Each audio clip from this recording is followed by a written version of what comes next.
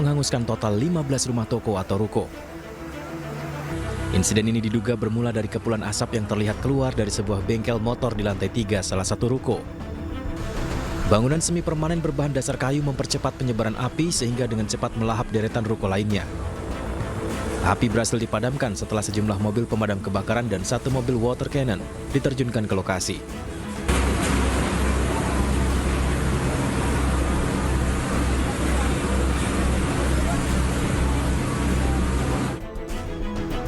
Saat ini Satuan Reskrim Polres Melawi Tengah menginvestigasi lebih lanjut untuk mengungkap penyebab kebakaran.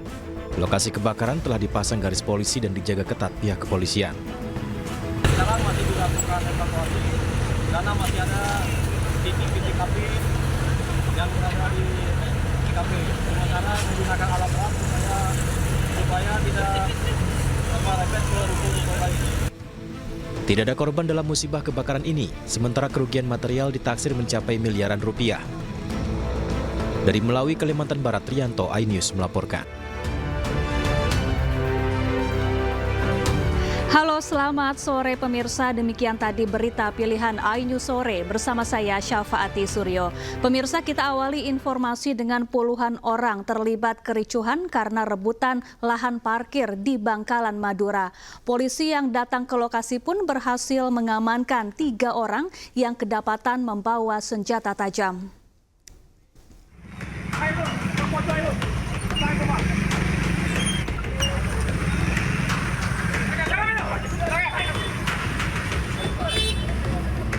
Sebuah gerai makanan yang berada di Jalan Trunojoyo, Kota Bangkalan, mendadak ricuh saat baru dibuka. Kericuhan disebabkan oleh puluhan orang yang saling berebut lahan parkir di area tersebut. Polisi pun mengamankan 3 orang yang kedapatan membawa senjata tajam. Ketiganya hanya bisa pasrah saat diringkus dan diborgol setelah polisi menemukan senjata tajam dari balik baju mereka. Mereka kemudian langsung dibawa ke Mapores Bangkalan untuk menjalani serangkaian pemeriksaan. Tidak berhenti di situ, para petugas kemudian menyisir sepanjang Jalan Trunojoyo untuk menggeledah puluhan orang yang masih bergerombol. Teman-teman dari reskrim mengamankan 3 orang, ya, 3 orang di sana, dan setelah digeledah ada senjata tajam di badannya. Makanya kami bawa ke Polres Bangkalan. Informasinya ada di masalah parkiran. Ya, parkiran, mungkin ada yang kurang pas di situ, pengelolaannya seperti apa. Kan ini kan masih dalam proses ya, nanti kita serahkan sama pemerintah terkait masalah parkiran ini seperti apa. Berdasarkan keterangan sementara dari pihak Pemkab Bangkalan, lahan parkir yang disengketakan ini akan dikelola sementara waktu oleh Dinas Perhubungan setempat tanpa biaya atau pungutan uang parkir. Dari Bangkalan, Madura, Taufik Syahrawi, iNews melaporkan. Ratusan kendaraan di Jalan Lintas Barat, Kabupaten Kampar Riau terjebak macet lebih dari 5 km hingga berjam-jam. Kemacetan yang sudah berlangsung 5 hari itu disebabkan struktur jalan longsor akibat hujan deras yang mengguyur wilayah tersebut.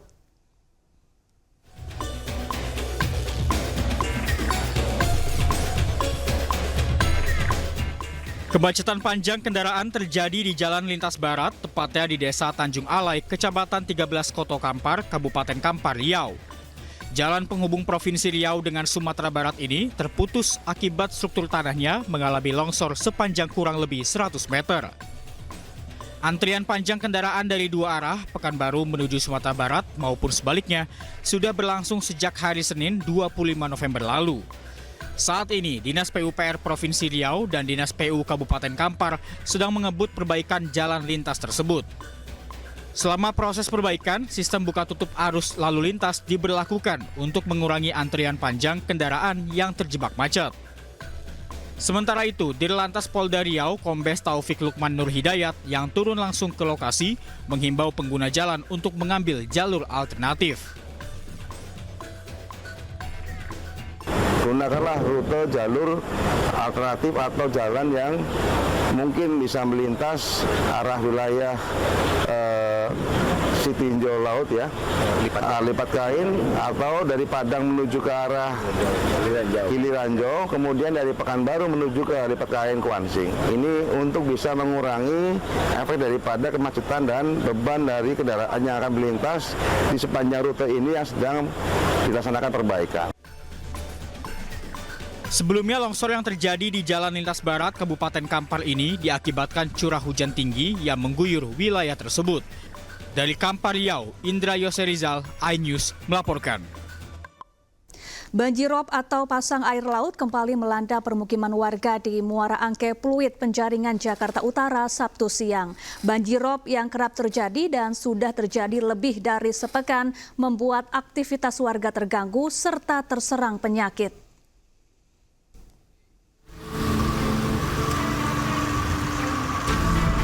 Permukiman warga di kawasan Muara Angke, Pluit, Penjaringan, Jakarta Utara kembali terendam banjir pada Sabtu siang. Akibatnya sejumlah aktivitas warga terganggu lantaran akses jalan terendam hingga 40 cm. Bahkan air banjir sudah masuk ke permukiman warga di RT 05 RW 22. Warga mengaku dalam sebulan ini sudah 4 kali dilanda banjirop. Banjir yang merendam selama berhari-hari ini membuat banyak warga terserang penyakit seperti demam, batuk, hingga gatal-gatal di kaki lantaran sering terendam air banjir. Warga juga mengaku belum mendapat bantuan sembako serta obat-obatan. Ini sebulan udah 4 kali ini. Kemarinnya aja dari tanggal berapa itu, Yun? 9 hari ya? 9 hari. Berapa itu? Kamis ketemu Kamis lagi. Okay. Baru surut, terusnya baru 3 hari kena lagi ini sekarang. Nih kayak ditusuk-tusuk nih, nyelekot nih. Itu sering kerendam air apa gimana, Bu? Ya kayaknya sering kerendam ini. Orang tidur nggak tidur, air nggak ada surutnya sih. Sampai beli beras susah nih, walaupun jalan-jalan banjiran juga nih susah nih. Tetap beli beras ya, Bu, jalan banjir ya, Bu ya? Iya. Ibu merasakan sakit atau enggak, Bu? Semua sakit. Sakit apa, Bu, yang itu? Anak saya panas, batuk, gatal-gatal sama. Sebanyak 150 kepala keluarga dengan 200 jiwa yang terdampak banjirop, warga pun berharap adanya bantuan sembako serta obat-obatan. Sebelumnya, BPBD Jakarta memberikan peringatan waspada akan adanya banjir di pesisir utara Jakarta sejak 28 November hingga 6 Desember 2024 mendatang. Dari Jakarta, Sofyan Firdaus, iNews melaporkan. Ya, untuk mengetahui situasi terkini di lokasi kejadian ada rekan Nata Arman. Selamat sore Nata, bagaimana kondisi terkini di TKP dan informasi apa yang Anda dapatkan dari warga sekitar terkait pelaku dan juga keluarganya? Baik, selamat sore Syafa dan juga pemirsa, dapat kami sampaikan dan kami gambarkan situasi terkini di lokasi pembunuhan yang terjadi pada kemarin dini hari, tepatnya pada pukul 1 dini hari, yang mana di alamat perumahan Taman Bona Indah, Blok B6 nomor 12 Lebak Bulus, Cilandak, Jakarta Selatan. Begini suasananya, pemirsa dapat Anda saksikan, sudah dipasangi garis polisi dan juga ada karangan bunga yang mengucapkan turut berduka cita atas wafatnya Ibu Ruth Megawati yang merupakan korban meninggal dunia atau nenek dari pelaku pembunuhan yang dilakukan pada kemarin dini hari. Dan dapat saya sampaikan juga pemirsa bahwa ini rumah merupakan 2 lantai, yang lantai atas atau lantai kedua ini merupakan kamar dari orang tuanya, kamar ibu dan bapaknya yang sedang tertidur ketika pada malam hari itu. Kemudian berdasarkan informasi yang kami peroleh dari pihak kepolisian, untuk sementara dari keterangan yang disampaikan bahwa telah terjadi bisikan-bisikan gaib seperti itu, sehingga turun mengambil ke bawah pisau dapur, kemudian melakukan penusukan kepada ayahnya yang sedang tertidur di titik leher, kemudian penusukan di titik tangan, kemudian di penusukan tersebut ini ibunya yang sedang tertidur juga ini sontak terbangun, kemudian ditusuk juga di bagian pipi, kemudian di tangan dan juga di punggung. Namun masih sempat bisa menyelamatkan diri, dan dapat Anda saksikan juga kalau di depan ini terlihat 2 mobil SUV terparkir di depan, dan ketika kejadian berlangsung ini sempat terjadi cekcok seperti itu di atas, kemudian neneknya yang tertidur di lantai 1 ini tentunya keluar untuk melihat sebenarnya apa yang terjadi dari kegaduhan yang terjadi pada pukul 1 dini hari tersebut, sehingga ketika keluar sontak langsung dilakukan juga penusukan oleh pelaku yang merupakan anak usia 14 tahun dengan inisial MAS. Dan ketika itu orang tua atau ibunya ini sempat menyelamatkan diri, kabur. Kemudian kita saksikan di sini ada lingkaran berwarna putih yang merupakan masih ada bercak darahnya. Kemudian kita bergeser lagi sebelah kanan, di sini juga ada bercak darah.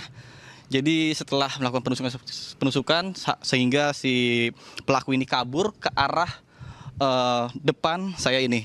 Dan kurang lebih sekitar 60 meter dari lokasi titik rumah ini, si pelaku membuang alat bukti berupa pisau di tengah jalan seperti itu. Dan di situ bisa Anda saksikan ada garis atau lingkaran juga dari pihak polisian yang ditemukan sejumlah barang bukti pisau dapur yang digunakan ketika penusukan terjadi. Kemudian setelah itu barulah pelaku kabur dan akhirnya berhasil ditangkap oleh pihak keamanan yang awalnya memanggil sang pelaku. Ketika dipanggil ini justru pelaku terlihat lebih panik seperti itu. Kemudian dengan tangan yang berlumuran darah seperti itu, kemudian tiba-tiba lari, akhirnya berhasil dikejar oleh security setempat dan akhirnya ditangkap atau diamankan di pihak kepolisian sekarang. Namun kami juga sampai dengan saat ini masih belum mengetahui secara pasti apa motifnya, karena pihak kepolisian juga masih melakukan pendalaman lebih lanjut. Kemudian untuk kedua korban meninggal dunia yang merupakan ayahnya dan juga neneknya saat ini dilarikan ke rumah sakit RS Polri Kramat Jati. Kemudian untuk orang tuanya atau ibunya yang selamat yang merupakan kena bagian pipi, kemudian punggung dan juga tangan ini dirawat secara intensif di Rumah Sakit Fatmawati. Sementara informasi yang kami berikan, saya kembalikan kepada Anda di studio. Syafa. Baik, terima kasih Nata Arman langsung dari Cilandak, Jakarta Selatan, dan selamat bertugas kembali. Ya pemirsa, lalu seperti apa motif dari kasus pembunuhan seorang ayah dan nenek yang diduga dilakukan remaja berusia 14 tahun di Lebak Bulus, Jakarta Selatan? Kita langsung membahasnya bersama Kasih Humas Polres Metro Jakarta Selatan, ada Ibu AKP Nurma Dewi. Selamat sore Bu Nurma. Halo, selamat sore Mbak Safa. Baik, Bu Nurma, apakah kini pelaku sudah bisa dimintai keterangan apa yang disampaikannya kepada polisi? Ya betul Mbak, kita sudah berusaha dari tadi, kemudian untuk motifnya sudah kita gali, tapi untuk sementara ini untuk yang diduga melakukan ini anak yang berhadapan dengan ini masih diam. Itu yang kita betul-betul sangat betul-betul kita harus menggali ya sedemikian rupa agar motif apa yang mengakibatkan terjadinya kejadian yang kita baru lihat itu Mbak. Jadi dia diam, kemudian bengong, kemudian juga nangis. Itu yang sekarang dilakukan oleh yang diduga melakukan gitu.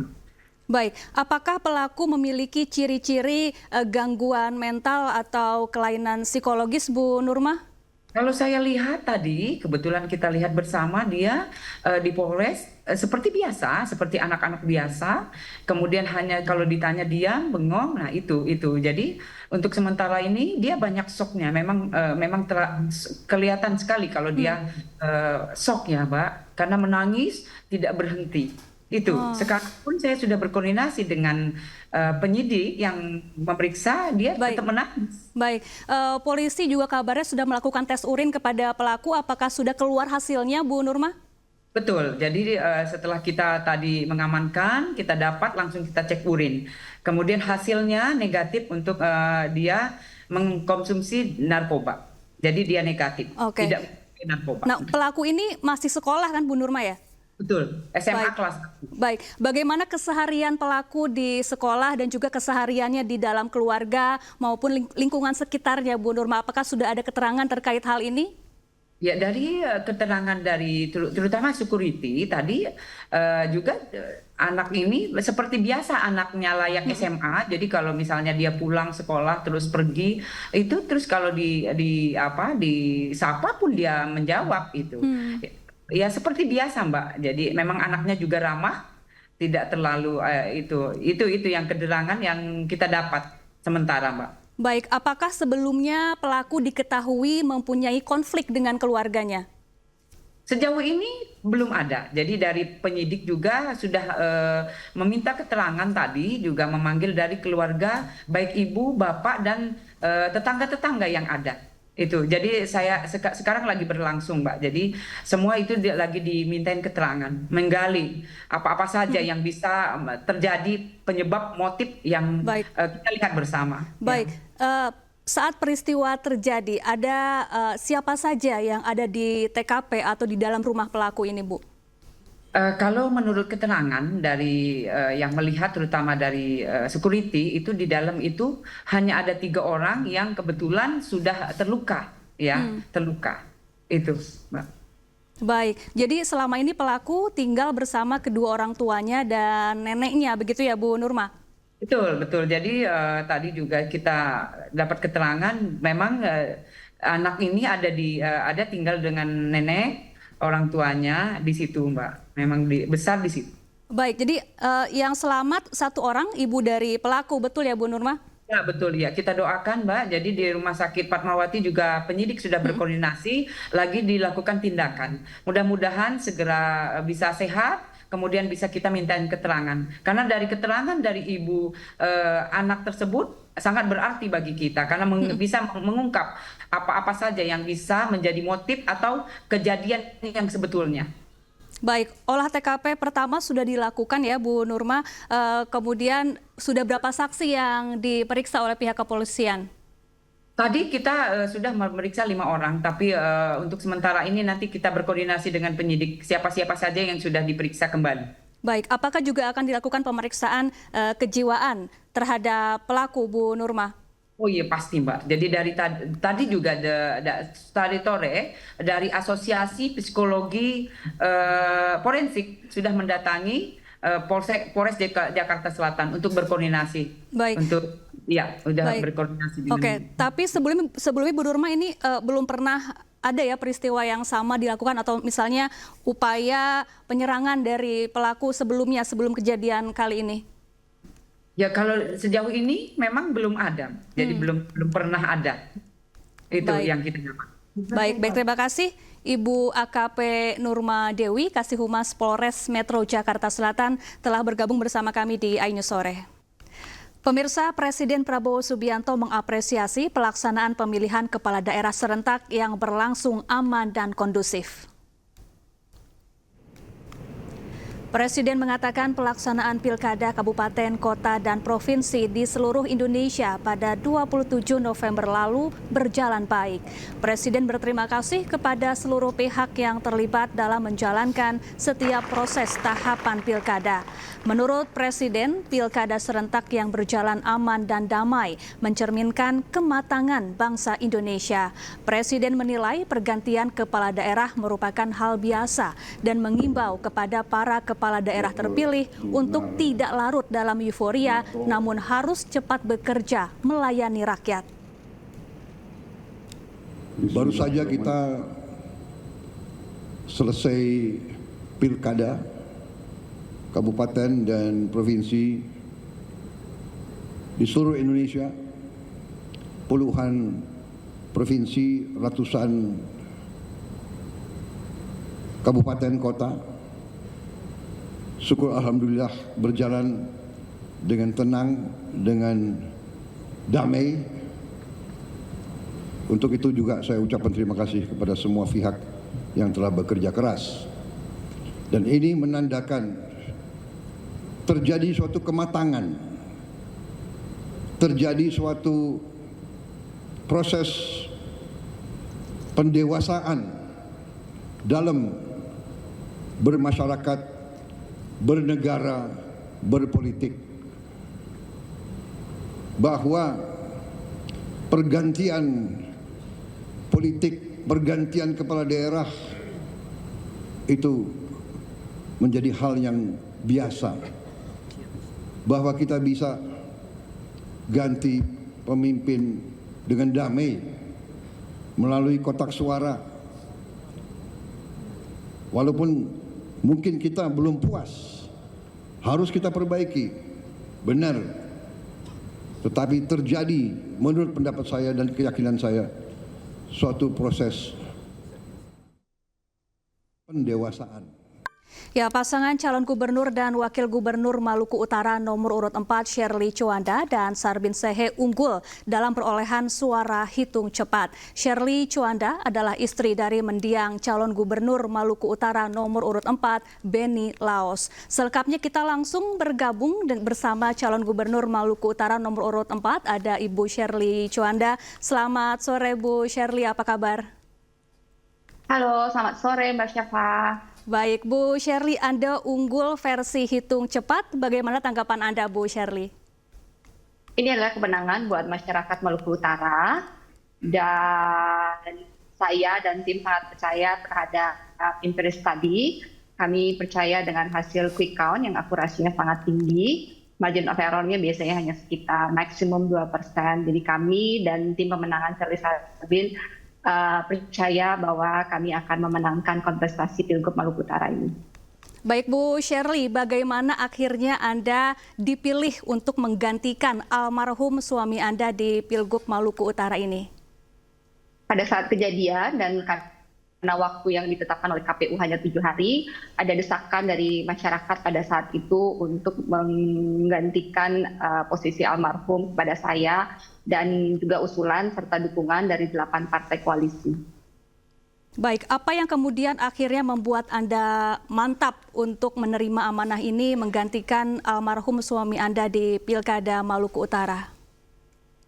Karena saya tidak mau perjuangan almarhum mendiang suami saya sia-sia. Saya mengikuti almarhum keliling Maluku Utara 10 kabupaten kota dan saya telah melihat begitu banyak ketimpangan kesejahteraan untuk masyarakat terutama di daerah kepulauan. Untuk itu saya mau melanjutkan cita-cita besar dari almarhum suami saya bagi ratusan ribu masyarakat Maluku Utara. Apa saja Bu Shirley cita-cita dari almarhum suami Anda yang belum sempat terwujud jika seandainya terpilih sebagai gubernur Maluku Utara?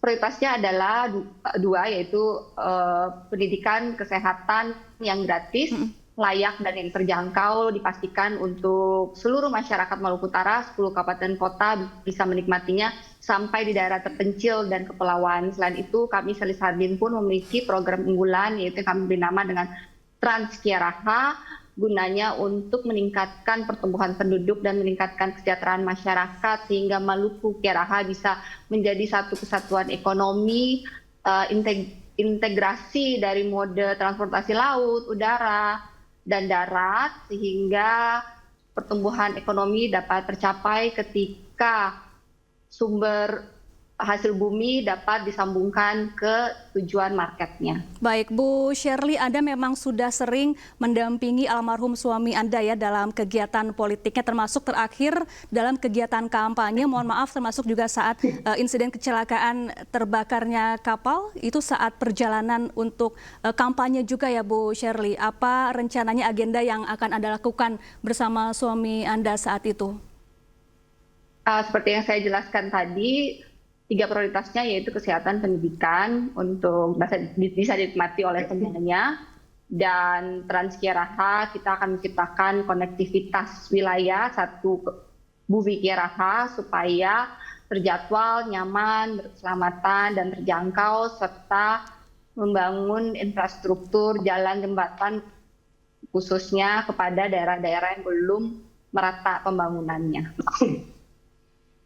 Baik, kalau boleh flashback Bu Shirley saat peristiwa atau detik-detik terakhir Anda bersama dengan suami Anda saat menuju ke lokasi kampanye, adakah mungkin pesan atau kata-kata kalimat yang disampaikan kepada Anda dari mendiang almarhum Pak Benny Laos?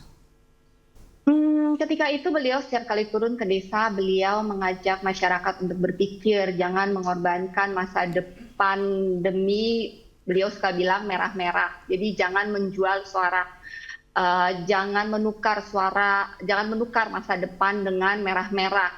Jadi untuk itu ketika kemarin waktu kontestasi Pilgub, saya sangat mendukung politik modern dan saya mau membuktikan bahwa masyarakat Maluku Utara udah cukup cerdas dan saya bisa menang tanpa politik uang, tanpa bagi merah-merah, dan saya mau mengajarkan kepada masyarakat Maluku Utara bahwa kita bisa menang dengan berkompetisi politik modern yang terukur, yang inovatif, yang cerdas, bermartabat, serta santun, tanpa menjelekan paslon yang lain. Kita fokus terhadap visi misi dan apa yang mau kita lakukan 5 tahun ke depan. Dan saya memegang prinsip itu bahwa kita tidak boleh menghalalkan segala cara untuk menang. Kita harus berpegang pada prinsip, dan prinsip yang saya pegang adalah saya anti politik uang, dan saya sudah buktikan saya walaupun minoritas saya bisa menang tanpa politik uang. Baik, Anda begitu setia menemani suami Anda sampai akhir begitu ya Bu Shirley. Apa yang paling yang selalu Anda ingat dari suami Anda yang akan menjadi teladan Anda saat nantinya misalnya Anda terpilih sebagai Gubernur Maluku Utara? Yang melatar belakangi suami saya untuk mau maju dalam kontestasi Pilgub Maluku Utara adalah apa yang beliau alami di masa lalu, tidak bisa menyelesaikan sekolah karena tidak ada biaya, tidak bisa mendapatkan pelayanan kesehatan yang baik karena biaya. Waktu itu beliau tidak mau masyarakat Maluku Utara untuk mengalaminya. Untuk itu dia maju waktu itu dalam kontestasi Pilgub Maluku Utara supaya bisa menyiapkan fasilitas kesehatan, pendidikan yang baik, gratis, layak terjangkau untuk seluruh masyarakat Maluku Utara sehingga tidak mengalami apa yang beliau alami di masa lalu. Baik, Bu Shirley, kalau boleh diceritakan, kalau boleh flashback di saat-saat terakhir Anda dengan suami Anda duduk tepat di sebelah almarhum Bu Shirley? Boleh diceritakan kembali? Waktu itu almarhum duduknya, kita di kapal kita tuh ada ruang tamu, almarhum duduk di situ bersama dengan rekan-rekannya, ngobrol di situ, dan saya di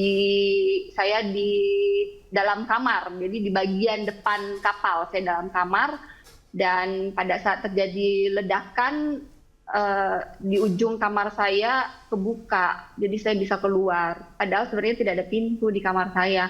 Pintunya seharusnya adanya dekat almarhum, tapi saya juga tidak tahu kenapa. Baik. Sesaat sebelum peristiwa terjadi, itu artinya belum turun dari kapal ya, belum sempat melakukan kampanye ya Bu Shirley ya? Sebenarnya itu hari terakhir, kita sudah mau pulang. Cuman karena BBM-nya tidak cukup, jadi kita waktu itu dibobong cuman turun untuk lihat pasar sambil menunggu BBM diisi. Nah, waktu menunggu BBM diisi karena agak lama, kita mencari stok BBM, kita nunggu di kapal, dan itu biasanya juga kita lakukan dan baik-baik saja.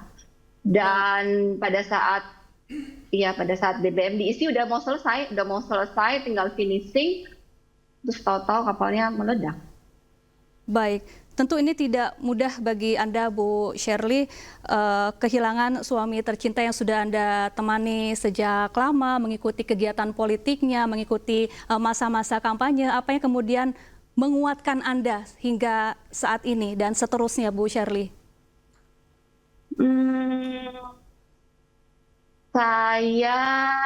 Saya tidak mengerti rencana Tuhan, tapi saya memutuskan untuk percaya dengan takdir Tuhan, dan siapa saya untuk mempertanyakan kedaulatan Tuhan. Saya menerima ini sebagai takdir dan jalan Tuhan yang harus saya terima, ikhlaskan, dan jalani. Bagaimana respon anak-anak Bu Shirley setelah Anda kemudian mantap untuk maju menggantikan almarhum Pak Benny Laos? Mereka mendukung karena mereka selama ini telah melihat bagaimana ayahnya mendedikasikan dirinya kepada masyarakat Maluku Utara. Mereka sudah melihatnya sejak almarhum menjadi Bupati Morotai, dan kebetulan anak saya juga saya pernah ajak pergi ke Pulau Mandioli, ke Halmahera Selatan, Halmahera Utara, dan Ekber, terutama anak pertama saya, dia melihat langsung bagaimana masyarakat terutama di Pulau Mandioli tidak memiliki jalan lingkar pulau, jalan antar desa, tidak ada fasilitas kesehatan yang baik, hidupannya masih layak dari kata bahagia dan sejahtera. Oleh karena itu, anak-anak sangat mendukung saya melanjutkan mewujudkan gagasan besar almarhum untuk mewujudkan Maluku Utara yang lebih maju, lebih sejahtera, lebih berkeadilan, dan bermartabat. Baik, terima kasih Bu Shirley Chuanda, calon gubernur Maluku Utara telah bergabung bersama kami di iNews Sore. Sehat dan sukses selalu Bu Shirley. Ya, makasih. PDI Perjuangan meminta agar institusi Polri dikembalikan di bawah institusi TNI atau Kementerian Dalam Negeri. PDI Perjuangan menduga kekalahan mereka disebabkan oleh ketidaknetralan aparat kepolisian atau Partai Coklat. Sekarang kita mengenal Partai Coklat. Partai Coklat sudah menjadi kosakata baru dalam politik Indonesia. Kami di PDI Perjuangan terus terang sedih, karena yang dimaksud Partai Coklat ini sudah barang tentu adalah oknum-oknum kepolisian. Perlu diketahui bahwa kami sudah sedang mendalami kemungkinan untuk mendorong kembali agar kepolisian negara Republik Indonesia kembali di bawah kendali Panglima TNI. Atau agar kepolisian Republik Indonesia dikembalikan ke bawah Kementerian Dalam Negeri. Menanggapi hal itu, Ketua Komisi 3 DPR Habibur Rahman mengkritik keras usulan tersebut. Habibur Rahman menegaskan usulan tersebut bentuk pembodohan publik.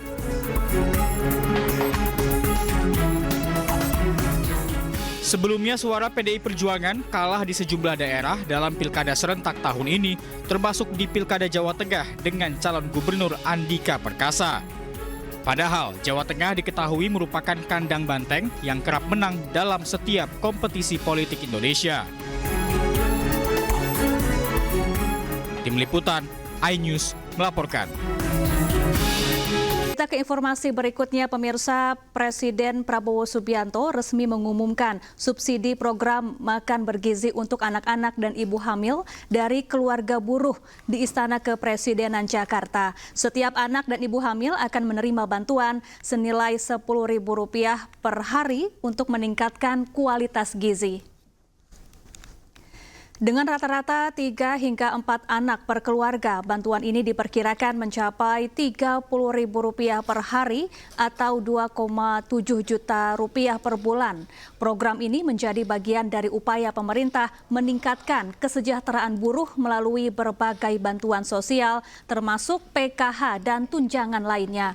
Prabowo menegaskan komitmen untuk terus meningkatkan kesejahteraan masyarakat, khususnya keluarga buruh di masa mendatang. Bahwa program-program kami termasuk makan bergizi untuk anak-anak dan ibu hamil juga kalau dihitung merupakan suatu tambahan kesejahteraan, karena buruh tentunya punya keluarga dan punya anak. Kalau kita rinci program bergizi ini, nanti rata-rata minimumnya atau rata-ratanya kita ingin memberi indeks per anak per ibu hamil itu Rp10.000 per hari kurang lebih. Kita ingin 15.000, tapi kondisi anggaran mungkin 10.000 kita hitung untuk daerah-daerah itu cukup bermutu dan bergizi. Kalau rata-rata keluarga golongan yang berada dalam keadaan katakanlah di desil-desil bawah itu, kita perkirakan anaknya rata-rata 3-4. Berarti setiap keluarga bisa menerima minimal rata-rata bisa Rp30.000 per hari. Ini kalau 1 bulan ini bisa 2,7 juta. Jadi kalau ini semua dengan bantuan bansos dan perlindungan sosial lainnya, termasuk PKH ya, dan bantuan lain. Saya kira upaya pemerintah untuk mengamankan. Anda kembali di iNews Sore, pemirsa. Polda Metro Jaya kembali menangkap 2 tersangka baru terkait kasus judi online yang melibatkan beberapa orang pegawai Kementerian Komunikasi dan Digital Republik Indonesia. Jam berapa? Sampai sini jam berapa? Tahu kan kita datang sini, tahu nggak? Udah tahu ya, udah paham ya, bro. Lu masih Peri? 700. Siapa? 1. Inilah detik-detik saat tim Opsnal Subdit Jatanras Direktorat Reserse Kriminal Umum Polda Metro Jaya menangkap 1 dari 2 orang tersangka baru kasus judi online pada tanggal 28 November lalu. Tak hanya menangkap pelaku, petugas juga turut menemukan uang tunai ratusan juta rupiah. Kabid Humas Polda Metro Jaya, Kombes Pol Ade Ari Syam Indradi mengatakan 2 tersangka baru yang berinisial AA dan F ini memiliki peran berbeda. Tersangka AA terlibat tindak pidana pencucian uang, sedangkan F berperan sebagai pemilik 40 website judi online. Selain mengamankan 2 orang pelaku, penyidik juga turut mengamankan beberapa barang bukti, diantaranya uang tunai dari berbagai mata uang senilai 1,4 miliar rupiah, 2 unit ponsel, dan 9 buah buku tabungan. Hingga kini tim penyidik masih menunggu hasil analisa dari pihak PPATK untuk melakukan pengembangan dan menangkap pelaku lain yang terlibat dalam kasus judi online ini. Penyidik Subdit Jatanras Ditreskrim Polda Metro Jaya telah menangkap 2 tersangka lainnya. Yang pertama, inisialnya AA, perannya melakukan tindak pidana pencucian. Pemirsa, selamat menunaikan ibadah sholat maghrib dan kita lanjutkan iNews Sore. Sejumlah lapak di Kalideres, Jakarta Barat terbakar, 17 unit damkar dikerahkan. Kebakaran di daerah Semanan, lapak kayu samping pusat Semanan. Baru saja terjadi api berkobar. Pemirsa, berikut ini adalah kepanikan warga di Kalideres, Jakarta saat melihat kobaran api yang membesar. Kebakaran melanda sejumlah lapak di Jalan Aseni Raya Kalideres, Jakarta Barat hari ini pukul 13.50 waktu Indonesia Barat siang tadi. Api cepat merambat akibat bangunan terbuat dari kayu yang mudah terbakar. Petugas menurunkan 17 unit dan 85 personil damkar dikerahkan ke lokasi untuk melakukan pemadaman. Hingga dengan saat ini proses pemadaman masih dilakukan. Masih belum diketahui penyebab kebakaran.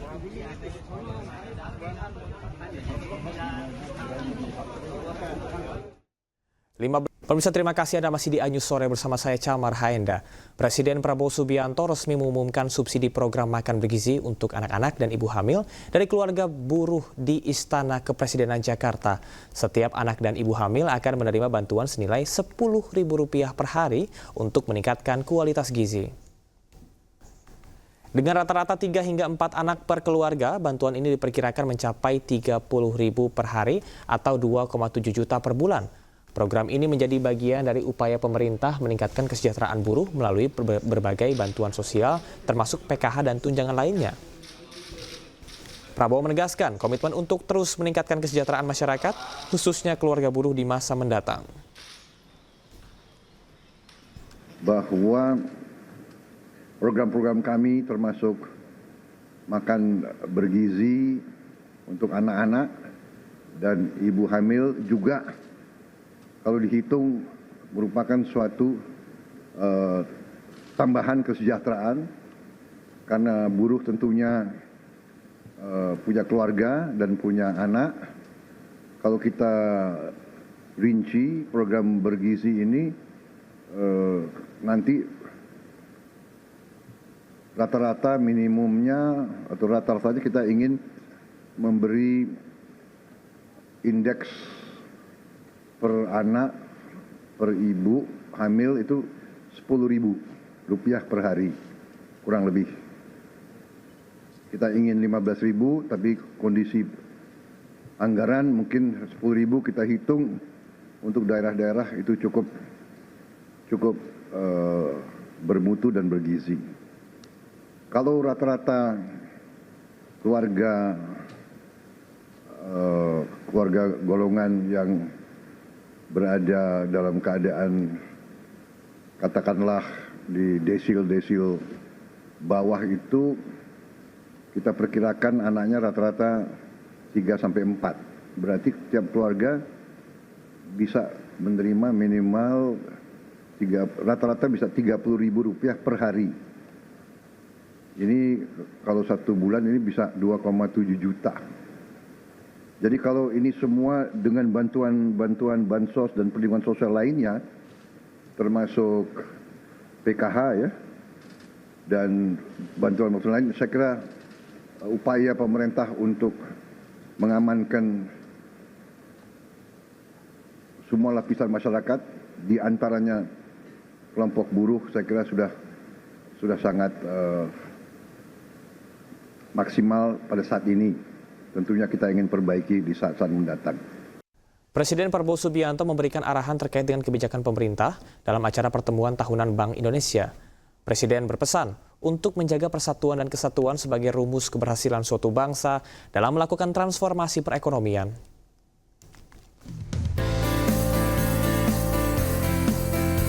Presiden Prabowo Subianto menghadiri pertemuan tahunan Bank Indonesia di kantor Pusat Bank Indonesia Jakarta, Jumat malam. Dalam arahannya, Presiden menekankan sinergi dan stabilitas sebagai kunci transformasi perekonomian Indonesia. Presiden juga berpesan kepada pengambil kebijakan ekonomi dan keuangan untuk bersatu, menjaga persatuan dan kesatuan sebagai rumus keberhasilan suatu bangsa. Jadi saudara-saudara, saya sangat senang dengan tema ini. Memang inilah kunci daripada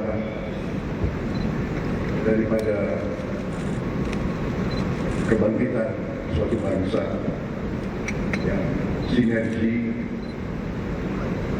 kolaborasi, kerjasama,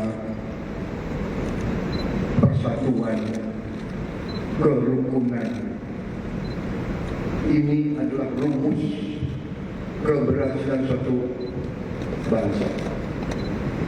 Ini adalah hasil dari sejarah.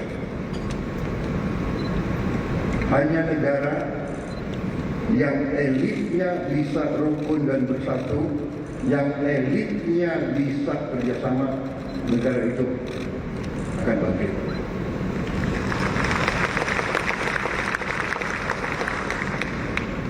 Jadi saya kira kalau sudah temanya seperti ini, tidak perlu saya banyak kasih pengarahan lagi. Karena you are on the right track. Pertemuan tahunan Bank Indonesia merupakan high-level event Bank Indonesia yang telah dilaksanakan sejak tahun 1969. Dari Jakarta, Muhammad Zulhilmi, Sadusanto, iNews melaporkan. Pemirsa, kita beralih ke informasi lain. Polda Metro Jaya kembali menangkap 2 tersangka baru terkait dengan kasus judi online yang melibatkan beberapa orang pegawai Kementerian Komunikasi dan Digital Republik Indonesia. 2 tersangka yang berinisial AA dan F berperan sebagai pemilik website judi online dan terlibat tindak pidana pencucian uang dalam kasus ini. Jam berapa? Sampai sini jam berapa? Tahu kan kita datang sini, tahu nggak? Udah tahu ya, udah paham ya, bro. Lu masih Peri? 700. Siapa? 1. Inilah detik-detik saat tim Opsnal Subdit Jatantras Direktorat Reserse Kriminal Umum Polda Metro Jaya menangkap 1 dari 2 orang tersangka baru kasus judi online pada tanggal 28 November lalu. Tak hanya menangkap pelaku, petugas juga turut menemukan uang tunai ratusan juta rupiah. Kabid Humas Polda Metro Jaya, Kombes Pol Ade Ari Syam Indradi mengatakan 2 tersangka baru yang berinisial AA dan F ini memiliki peran berbeda. Tersangka AA terlibat tindak pidana pencucian uang, sedangkan F berperan sebagai pemilik 40 website judi online. Selain mengamankan 2 orang pelaku, penyidik juga turut mengamankan beberapa barang bukti, di antaranya uang tunai dari berbagai mata uang senilai 1,4 miliar rupiah, 2 unit ponsel, dan 9 buah buku tabungan.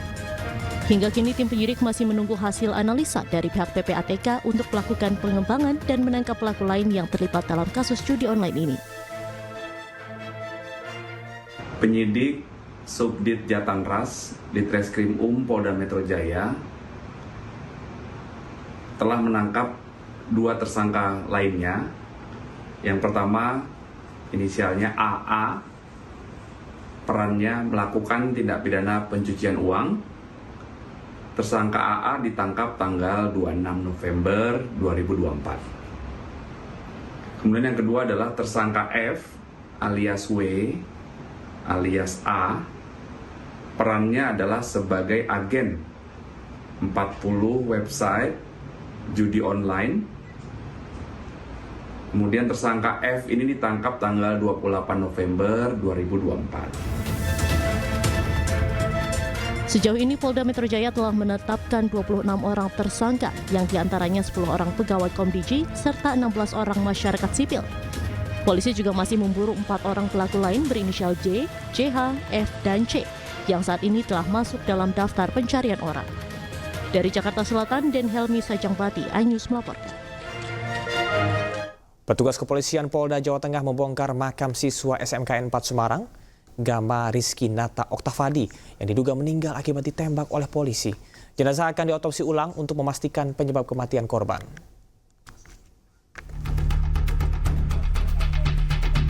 Jenazah Gama Rizky Nata Oktavandi, siswa SMKN 4 Semarang yang diduga meninggal akibat ditembak polisi pada Jumat siang dilakukan otopsi ulang. Makam siswa berbakat juara Paskibra ini dibongkar aparat kepolisian Polda Jawa Tengah untuk proses penyelidikan. Untuk menjaga keamanan dan kelancaran, proses pembongkaran makam yang berada di Desa Bangunrejo, Kecamatan Karangmalang, Sragen, dijaga ketat petugas kepolisian. Garis polisi dibentang hampir di seluruh area makam untuk membatasi warga yang berdatangan melihat jalannya otopsi. Menurut keluarga korban, pihaknya mengizinkan polisi melakukan pembongkaran makam kembali untuk mengetahui secara pasti apa penyebab kematian korban. Pasalnya sejak dibawa pulang ke rumah duka di Sragen, korban sudah di dalam peti mati dan hanya bisa dilihat wajahnya oleh keluarga. Memang keluarga pertamanya ikhlas ya, ikhlas dalam arti yang sudah meninggal ya gimana lagi, tidak bisa hidup lagi.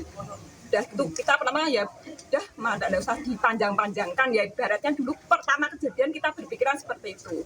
Tapi ternyata setelah semakin kesini kok seakan-akan tuh menyodokkan gama yang gangster lah gitu. Bawa senjata tajam besar sekali, seakan kita tuh tidak percaya. Di sini kita keluarga berjuang untuk mengembalikan nama baiknya Gama gitu. Kalau mengembalikan nyawa memang tidak bisa ya, tapi kalau mengembalikan nama baik Gama, insya Allah kita bisa.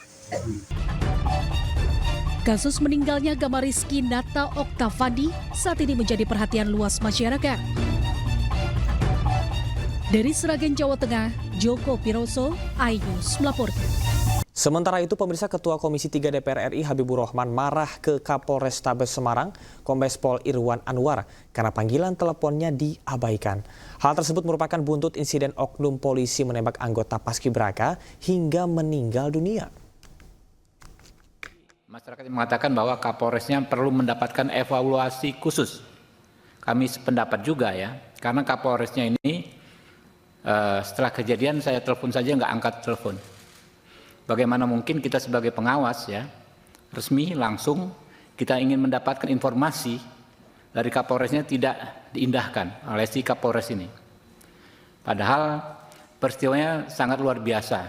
Saya dengar memang ada 1 orang meninggal ya, 3 orang terluka. Lalu dengan seenaknya diklaim sebagai gangster. Gangster seperti apa? Gitu kan? Nah, kami akan memanggil khusus si Kapolres ini pada kesempatan yang secepat-cepatnya. Kenapa ini perlu kami angkat kejadian yang di Semarang ini? Ya, karena ini bisa mempengaruhi citra Polri secara keseluruhan.